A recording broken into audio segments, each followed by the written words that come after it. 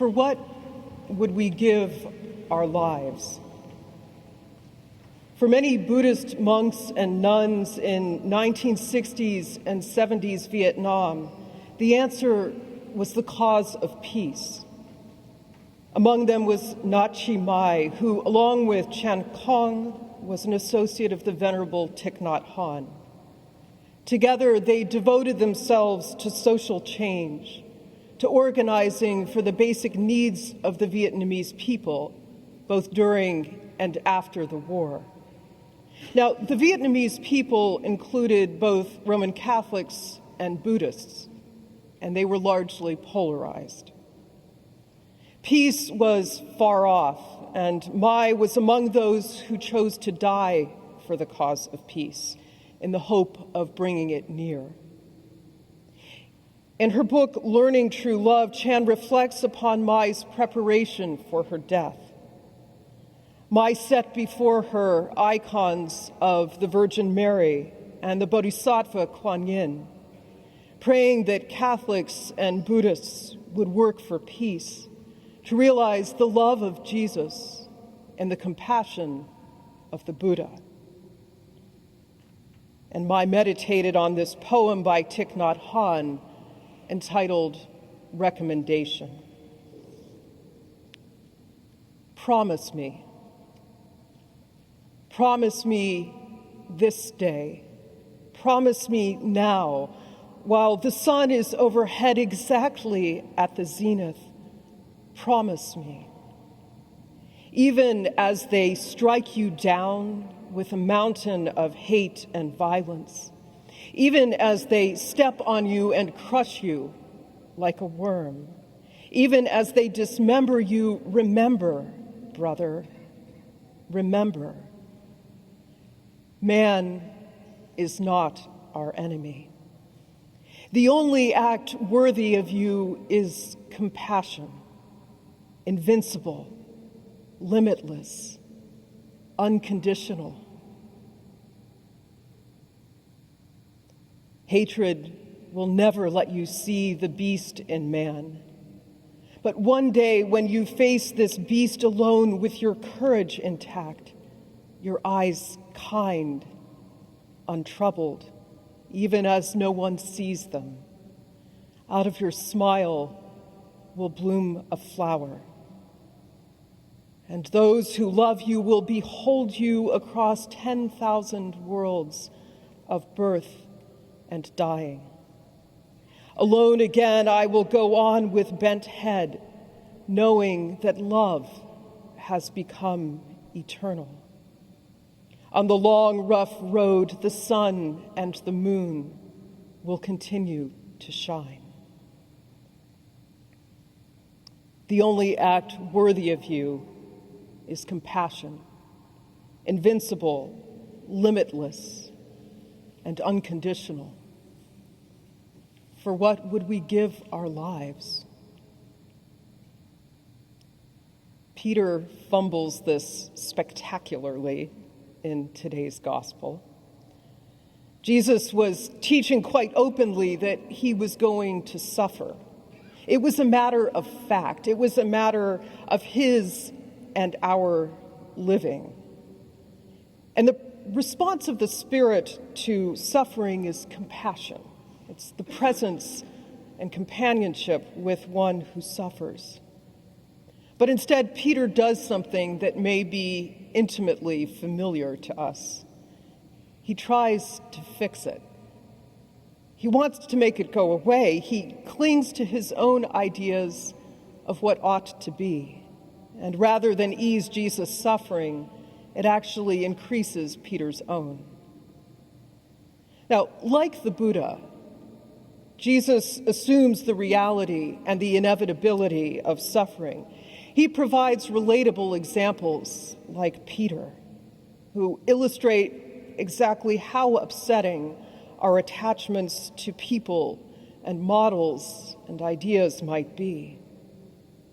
And Jesus provides a path, the way of the cross, which, like Tay's recommendation, is utter foolishness to the world. But for those who believe, life and peace. The way of the cross.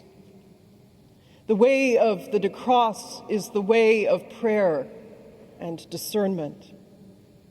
On the one hand, we follow generations before us and those around us. We hold our prayer in common, and we allow the prayer of the church, the whole body, to take root in our lives. We profess and renew the vows made in baptism. We accept accountability to a body much greater than our own. On the other hand, each of us has a distinct vocation, our own cross to bear, our own role to play in the great cosmic unfolding. Each of us is confronted with small daily decisions, opportunities to be more or less faithful to the voice of God within and the vision of God for the world. And we do this best when we pray.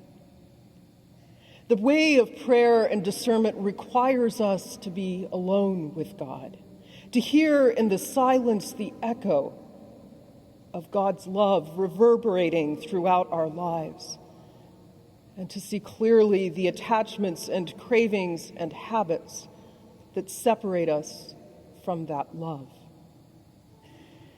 It is in our solitude that we can turn to face our demons and find that Christ himself is right alongside us, guiding us from bondage into the freedom to offer our own lives as God calls us. The way of the cross is also the way of holding contradiction without violence. As our reading from the book of Genesis reminds us today, we are all children of Abraham. We gaze upon one starlit sky and stand upon one earth.